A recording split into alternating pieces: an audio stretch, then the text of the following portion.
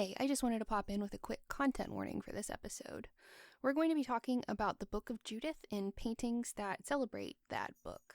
So we will have mentions, but not graphic discussion of or linger on very long topics that include beheading, violence, and sexual assault. Again, we're not going to talk about these things in detail, but they will be mentioned, so if you're not in a place to hear that, please take care of yourself and just skip this episode. I'm not going to be upset. I want you to have a good time listening to this show, okay? So, yeah, if that's not for you, just catch us next time.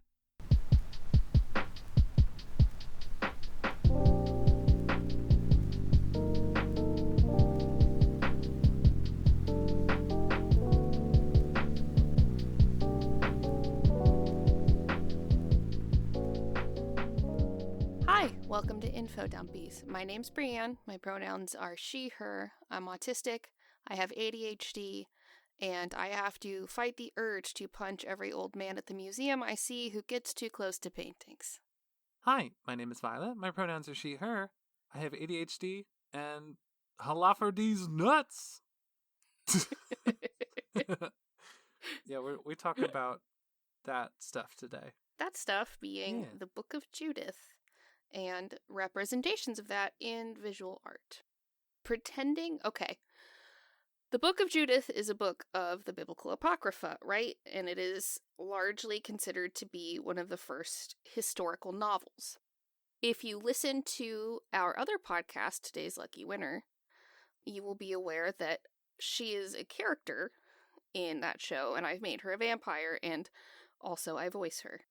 And that is, I largely wrote her into the show because I enjoy depictions of her in art. Art and art history is like one of my spheres of special interest, and Judith especially. Violet, how many paintings can you think of with Judith? Okay, well, I'm at a disadvantage here. I did not get raised up in a super Christian household, and so I don't. This is part of the Apocrypha. My family were Protestant, and I did not know about Judith until much, much later. This is not something I would have been taught. I don't know what Apocrypha means, and at this point, I'm too afraid to ask. Well, you won't need to ask, because I'm about to tell you. Oh, Lord. Well, to answer your question from earlier, one, it's Judith beheading Holofernes, and that's it. That's all I got. The Artemisia Gentileschi one that we saw together, Artemisia Gentileschi is the one that I have on my purse. My bisexual tote. And then we saw that and the Kehinde Wiley. She is one of the most painted and repainted figures in art for a lot of time. Cool. So I'm going to get into the Book of Judith and explain what that is to you first. So the Book of Judith is not in the Protestant Bible as we know it, right?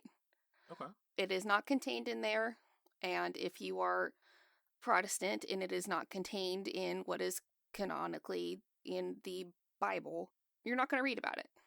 So I had no clue about this book until I was like early in college, I believe. And I was raised by fundamentalist evangelicals, so I spent a lot of time with Bible. So the earliest extant version of the Book of Judith is in something called the Septuagint, which is a Greek translation of Hebrew scriptures. And even though the Septuagint is a Greek translation of Hebrew scriptures,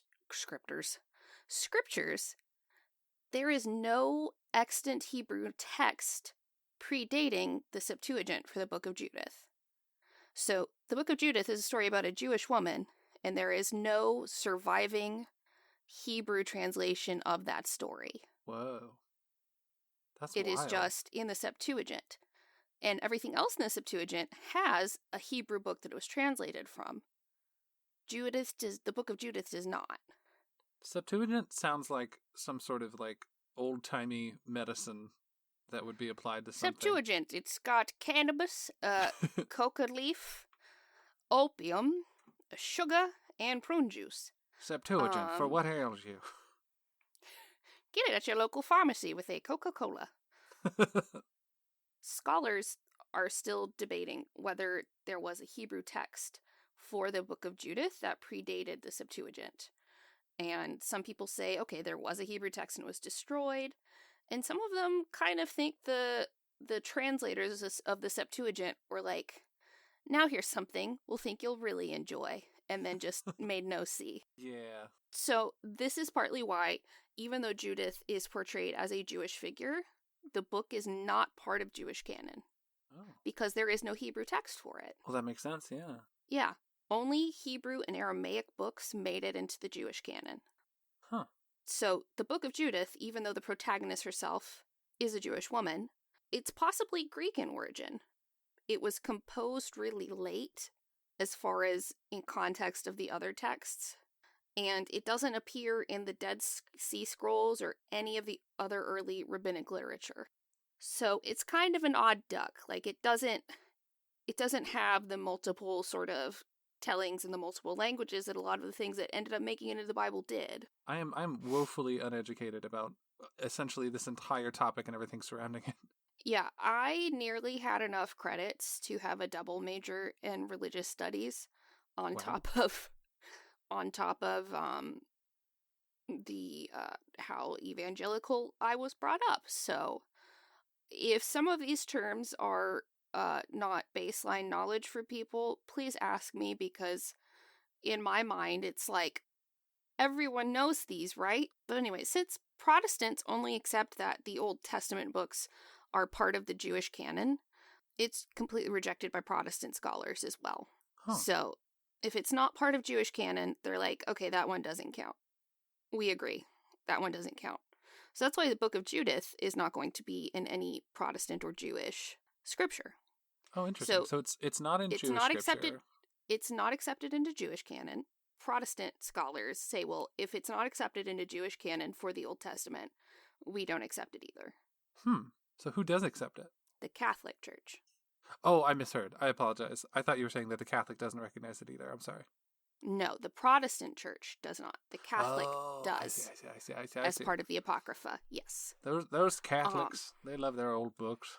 They know how to party. Yeah. So modern scholars place the writing of the Book of Judith in the Hellenistic era, which is between 135 and 78 BCE, either in Alexandria or Palestine, and the author is unknown. Cool. Mysterious. So where does the Book of Judith fit into Christianity? Her book is one of the deuterocanonical books.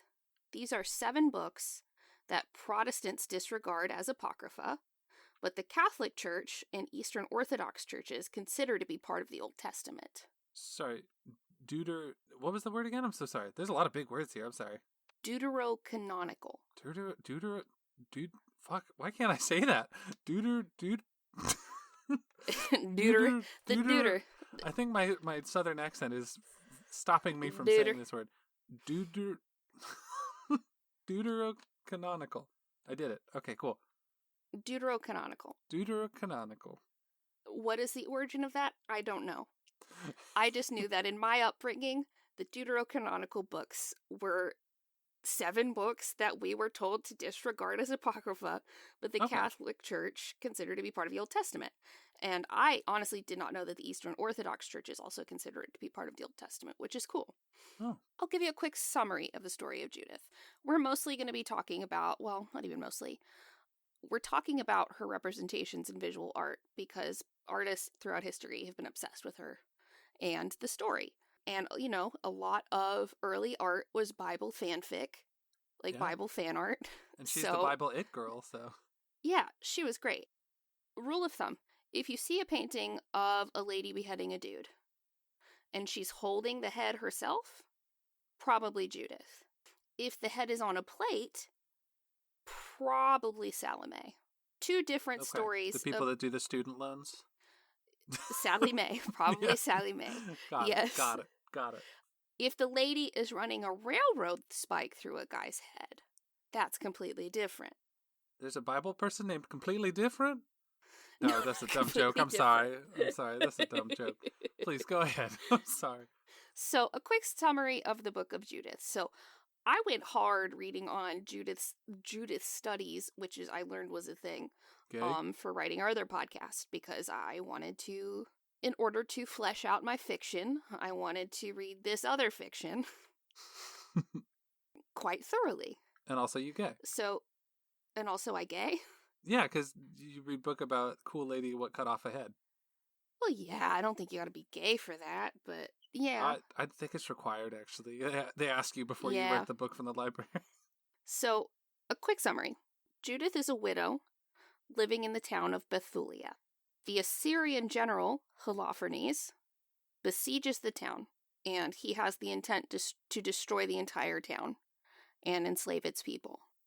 After that first siege, Judith is frustrated with how little faith the leaders of Bethulia had. They had no plan of action, so Judith said, fuck it, y'all are do-nothing little turds. I'm going to take care of this myself. So Judith takes their fate into her own hands. She seduces Holofernes, never has sex with him, very famously, seduces him, doesn't lay a finger on him, gets him hammered, and when he's passed out from getting hammered, she fills him up with wine and cheese and stuff. She beheads him in his own tent. Hell yeah. Fucking hell yeah. She puts his head in a bag and presents it to the people of Bethulia like a trophy. And she inspires them to take their fate into their own hands, and they stop the Assyrian forces. I could see why a lot of people would be like, we don't accept this as canonical, because A, they don't know who wrote this, and B, it's got some pretty powerful girl stuff in, like girl power stuff in it, which in my experience doesn't often vibe well with biblical stuff. Like you don't often see girl power stuff like this. There are actually some pretty hardcore ladies in the Old Testament, honestly. What's up, Old Testament ladies? What's up? Hell yeah. Yeah, there's some pretty hardcore ladies. I'll get into why it was not accepted too, because it's 99% likely that it's all fiction, right? Oh, okay. Like, there are so many, I'll just tell you now, there's so many anachronisms in names they use for certain places that, like instead of saying Istanbul, they said Constantinople, so you're like, well, that's not what it is. Oh, yeah. You know what I mean? I gotcha, yeah. Okay. So, there's so many things that are off, they're like, oh, they couldn't Google to fact check this. I think this is a historical novel. I see. So, one interesting thing, Judith is the only biblical woman who asked God to make her a good liar. Whoa, that's cool as fuck. That was one of the inspirations for me wanting to make her a character on today's Lucky Winner. She's badass and very famously has asked God to make her a good liar. Shit, that would be a good, like, power origin for, like, a fucking Marvel superhero, let alone a biblical character. Right? Right? That's like Deadpool being in, like, having Death be in love with him and stuff. It's wild. In the historical context, there would have been no greater dishonor to a man of that time than to die at the hand of a woman. Well, sucks to suck. So, yeah, sucks to suck. Get good, scrub. And in this story, she's represented as the ideal woman. I use in air quotes. She's a widow. They say she's chaste, which, whatever, be a slut, do whatever you want. And she cares only for her devotion to Judea and her God. Wow. Her seduction is partly... What was that? Oh, I was going to say, I don't know about you, but my ideal woman is, in fact, blessed by the gods to be able to lie real good and stab and cut people's heads off. Sorry I can't be her. Oh, it's you, baby. You're wonderful, and I love you. Her seduction is partly so famous because she never sleeps with Holofernes. She just uses his ego, how distracted he gets by how hot she is, his penchant for wine and cheese, in the fact that he doesn't even register her being a threat. He's so cocky, he's not registering this hot woman to being a threat to his safety. He's like, even if I'm pass out drunk, this woman can never do anything to me. She can never do anything to me. Look at her. Like, yeah. That's part of what I love about it. Like, his fatal flaw was underestimating her. Mm-hmm. Badass story. She's a bad bitch, right? Hell yeah. We love her. So, people throughout history have thought the same thing. And Judith is the theme of so much visual art throughout the centuries. She's probably one of the most popularly rendered figures in art history and today, like their interpretations. Hell yeah. By many male artists, she tends to be a figure of seduction. That's the part of her story they really focus on, is the seduction part. Perhaps the most famous renditions picture her as a figure of female rage. Yeah, hell and yeah. that really started with Artemisia Gentileschi, who has the most iconic rendition of her. It's the one I think of, certainly. Yeah, I mean, I do have the patch on my vest I'm wearing and a patch on my bag. Yeah, but I mean, even before then, before you had that, like, that's when I thought of, if you said, "Oh, picture Judith, picture Judith beheading Holofernes." Picture Judith. Picture Judith beheading Holofernes. That's the painting I think of. The kind of like dark background, the very high contrast, like candlelit lighting. That is chiaroscuro. No, that thanks. is a technique. I already had lunch. Thank you. No, that's the actual technique used cool. for the Baroque period. That was really, you've picked up on a technique that it's used as an example of quite a bit. Well, I'm gonna do some chiaroscuro paintings. Chiaroscuro. Judith in a chiaroscuro style. But many, I'm going to talk about several paintings in this episode. Many of the mentioned paintings can be seen on artandobject.com, which I will link in the show notes, not just the Patreon notes, because I think everyone should get to go see them. Cool. So, early Christian representations of Judith, they weren't really symbols of seduction or rage. She kind of looked unmoved by the deed, and they painted her as saintly. So the focus was really that she was an instrument of God sort of thing. Okay. And they made her look pseudo-saintly. You have her sort of removed from what she did, usually looking up, and Holofernes, instead of looking like an actual dude, almost looks like a demon. And there's a really early woodcut called Judith with the Head of Holofernes that appeared in the Nuremberg Chronicles in 1493, and that's on Art and Object. But it is medieval ass as shit, and it is not, the vibe is very different than what we get later. Like, they tried to make her look very saintly. Yeah, I have to imagine it's like like the distance that you're kind of describing in those. I have to imagine it's kind of like I'm merely the hand of God. I don't need to be. This ain't about me. The Lord has pushed my hand into this knife through this guy's throat kind of vibes. If that makes sense. Yeah, she's looking up and off into the distance, kind of like, we did this, bro. Up at God. Yeah. Like Jesus took the wheel on this one. Yeah. It's you, big guy. Like, that's kind of the vibe. Yeah, very much the vibe. So the late Renaissance period is where artists begin to kind of fashion Judith as a sexual figure, which is interesting considering the fact that she's famously not doing it in the story. That is true. That is, I guess it's just from the seduction aspect, maybe? Yeah, and that's, like, I'm sorry to anyone who doesn't listen to our other show, and I'm just referencing over and over again. That's partly, again, why I wanted to write her, because in our show, I have her be quite seductive in the non-sexual sense, in things she offers people, and right. I think when you had men painting her, the only seduction they could fathom is of a sexual nature. Right. You know what I mean? Yeah. Instead of, other, like, seductive, like, deals or seductive motivations or things. It's just, yeah. No, that makes a lot of sense. And like, being on the show and stuff like that makes a lot of sense to me, too. Like, in terms of how that Judith, the show Judith, works. So, yeah, that's cool. Good job, hon. Oh, thanks. I don't know if I did a good job at it. I'm just explaining what my attempts were. Oh, I think you did. Also, we do gay stuff, so you're not exactly the best, most unbiased reviewer, but... I am entirely unbiased. Okay, sure.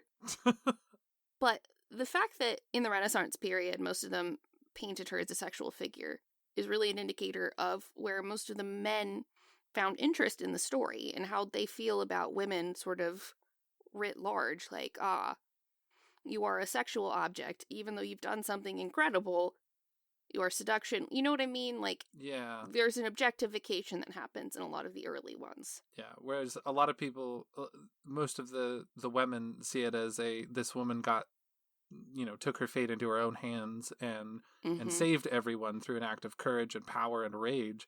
The men are just like, sexy lady use sex to kill man. Me no like.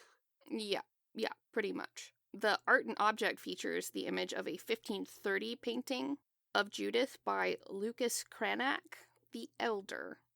Whoa. Where we can see the beginnings of her looking like a sexualized figure. There's also a painting by Hans Baldung Green from 1525 where she's just entirely nude. Why? Like, I mean, he's not the only one to do that. I could kind of see, like, I guess, oh, she just got done seducing him, but, like, come on. Yeah, like, no, he's not the only one to do that. Also, side note, after my next birthday, I am going to insist that everyone refer to me as Violet the Elder from now on, just because that's a dope... James is the oldest one in the house. Yeah, but that person you just mentioned is not the oldest person ever, but they're still the elder, so whatever. Something, but of this house, you da baby. Okay, well, call me Violet da baby then. Okay, I can do that. Violet da baby. Violet da baby. So, the Baroque period. Now, this is where the shit pops off. The Baroque period is where things start getting fun. This is where the violence of Judith's actions actually starts getting portrayed. Hell yeah. So before this, no one was thinking of her in the act of beheading him or what that would have taken, really betraying that. A lot of them were just her prancing around naked, holding his head. Right. Or being whatever that century's version of tarted up is, smiling with his head. You know what I mean? Oh, yeah. Previous depictions showed her after the act. In the Baroque period, we start getting depictions of her actually beheading Holofernes. Caravaggio was one of the first people to depict Judith in the act. I could do an entirely different episode on Caravaggio because that man was the most chaotic fucking bisexual. Hell yeah. That's the reason I reference him in the show when I'm talking about the paintings because, okay, small tangent. Caravaggio killed a dude accidentally trying to cut his balls off with a sword because they were fighting over what they considered they were fighting over the affections of the same sex worker who they just construed as loving them and not doing what she was literally paid to do. I'm sorry, did you say that he was trying to cut off the other person's balls? Yes. He and this other dude were infatuated with the same sex worker who was literally just doing her job. So they were fighting over her. A drunk Caravaggio was like, I'm going to cut your fucking balls off, bro. And he was like, stop that, you're drunk. And Caravaggio was like, I'm going to cut your fucking balls off, bro. And he goes to cut his balls off with the sword. He gets him in that femoral, doesn't he? Yeah, I was going to say, the femoral artery's down there. And Caravaggio's like, shit, are you okay? Are you okay? I just want to cut your balls off. It ain't the main vein, but it's an important one. Yeah. Anyway, I should do an entire episode on him. That man was... Hell yeah. That man was just absolutely wild. But anyway, he was one of the first people to depict her in the act. She's young. She's kind of slim. She's standing off to the side in this, like, unsullied white dress. She's kind of still disconnected from what she's doing. Like, oh my god, I want to get this over with sort of vibe. Caravaggio doesn't steer completely away from the seduction aspect of earlier depictions, though, because for some reason, he chose to make her nipples rock hard while she's beheading him. Hey, listen, if I was chopping a tyrant's head off, you know those things would be ready to cut glass. I mean, that's exciting. It's stimulating. No, absolutely Were not. You about I don't. What the fuck? Why would he do that? That's ridiculous. I don't. Well, knowing what I've told you about him. Yeah, nah, he a nasty. He's a little nasty ass. He's a tit man. And I am sorry to anyone. I am sorry to anyone who did not realize she had rock hard nipples like she was on a 90s sitcom before this and who is familiar with the painting. I actually had that revealed to me when I was putting my notes together for this. Then we get to my favorite. Artemisia Gentileschi's portrayal of Judith in 1621. That's the first time we see a woman's take on the story gain popularity. In her portrayal, and like if you're listening and you get a chance to look it up and you don't know what I'm talking about, highly recommend it. Extremely powerful. In her take on it, Judith is completely in the act of beheading him.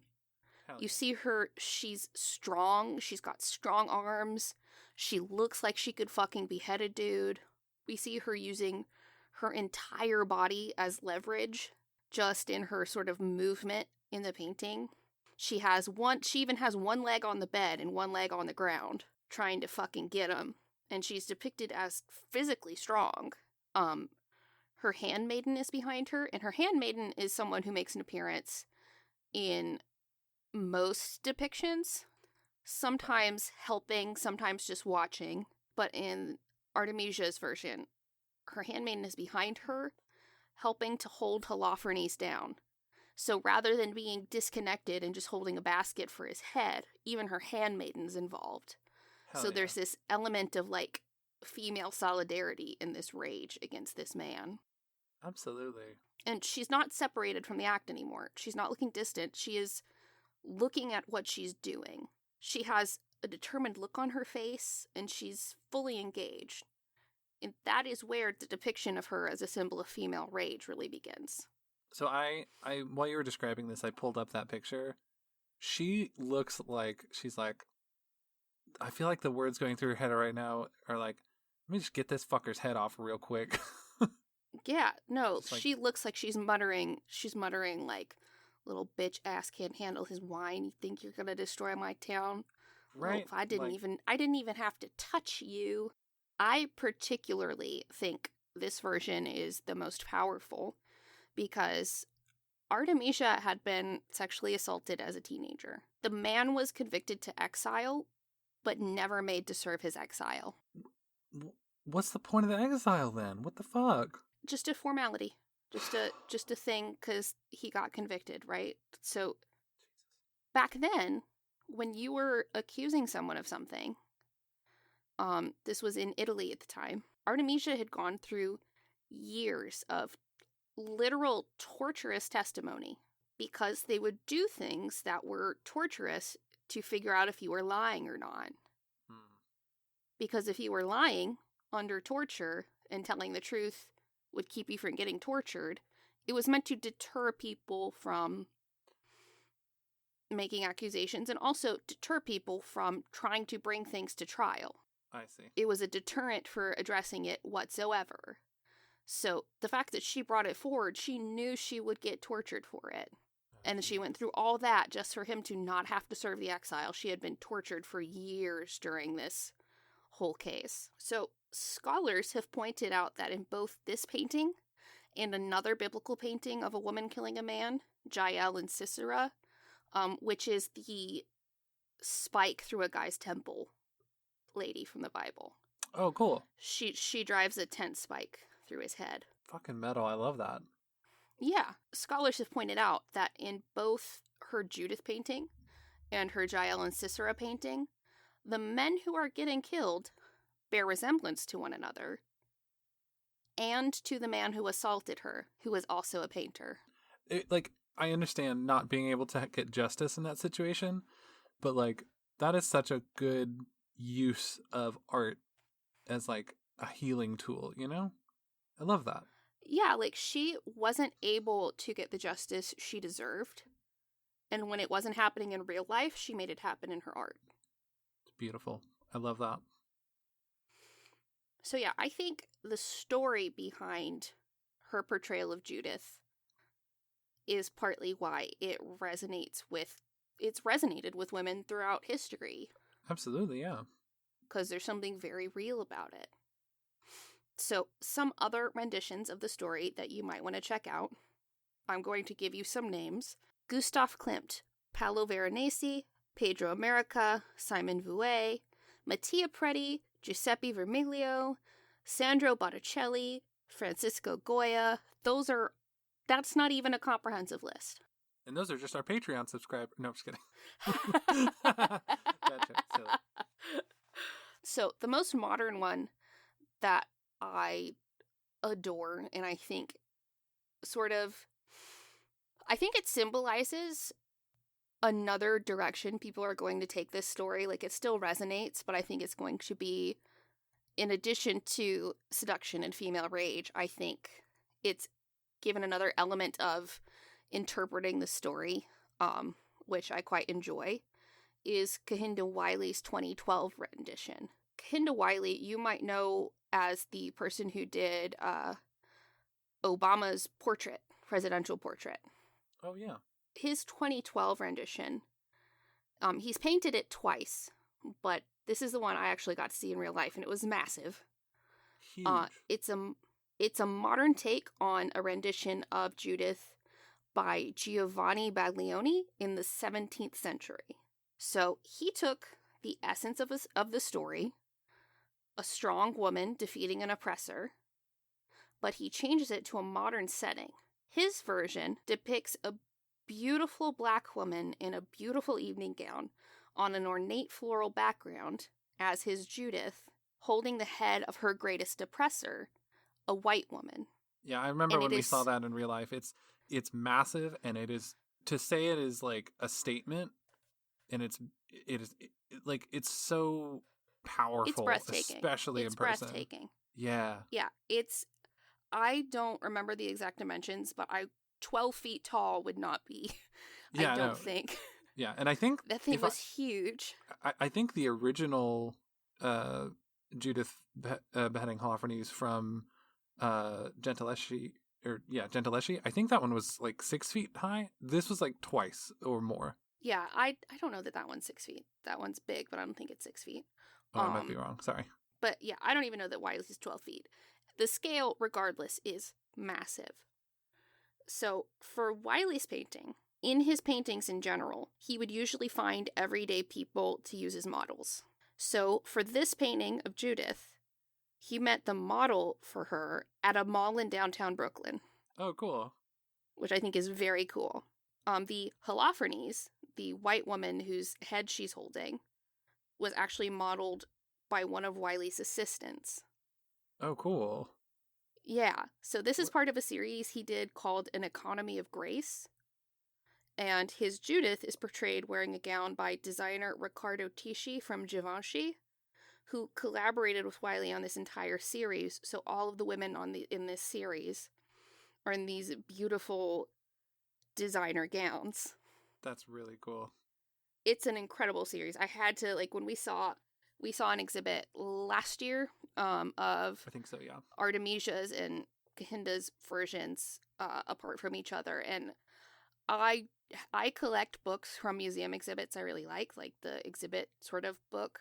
I immediately was like, all right, I'm done crying about this. Let me go get this fucking book because I need it. But yeah, I love the story and I love different interpretations, and I just think she's neat. Okay. Yeah. We love a powerful woman. We love a powerful woman. We love a woman that could kill us. In that story, but I'm gonna sound pretentious, but I don't care. I think that story is powerful, and I wanted to include her in my own art of writing because I feel there is something very special to be part of the lineage of people who have been inspired to make art based on this story. Absolutely. And like, you as a writer, you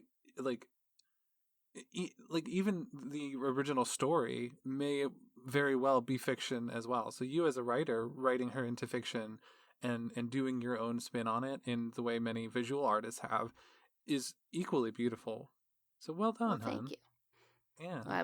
And also, her story is 100% fiction. It's full of anachronisms and stuff. Oh, okay. She is 100%. I wasn't sure if it was 100% certain, but yeah. No. It's 100% fiction. But yeah, your interpretation of Judith in the show is really, really cool. So well done. Thank you. I mean, I wasn't trying to fish for compliments, but thank you. I'm not feeding your line. I'm just telling you how I feel. Well, thank you. But And also, we're gay together, so. Yeah, but also there's a lot of people that agree. Hey, listen, if you're listening and you think her depiction of Judith in the show is great, like, send her a message or something. Or No, you don't have so. to do that. You don't have to do that. You don't have to do that. You don't have You to don't do have that. to. Please, please, please, you don't have to do that. You don't have to, but I think it would be. Yeah, I think it would be nice if you want to. No, don't. It's fine. It's fine. It's fine. You might be inviting people to say, "I think it's trash." Well, don't do that. If you don't like her depiction, shut up. You're wrong, and don't talk to us. But anyway, that is my dump on Judith. I don't want to dump on her, but that's my dump about Judith. Yeah, hell yeah. That's our dump on Holofernes. That's my dump on Holofernes. Yeah. It's not about Holofernes. Holofernes. I can't say his fucking name. It's not about that dude. That's why we're taking a dump on him. This is about Judith taking a dump on Holofernes. That would be a great, like, new version. She's not beheading him. She's just shitting on him. It'd be great. Judith taking a dump on Holofernes.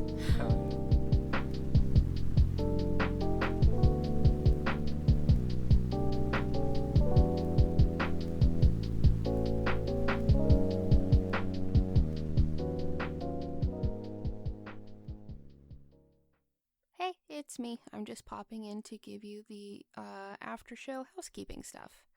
So, as per usual, if you want to see what Violet and I are up to on social media, you can check out the show details to find our social media handles and where you can see what nonsense we get up to on our own.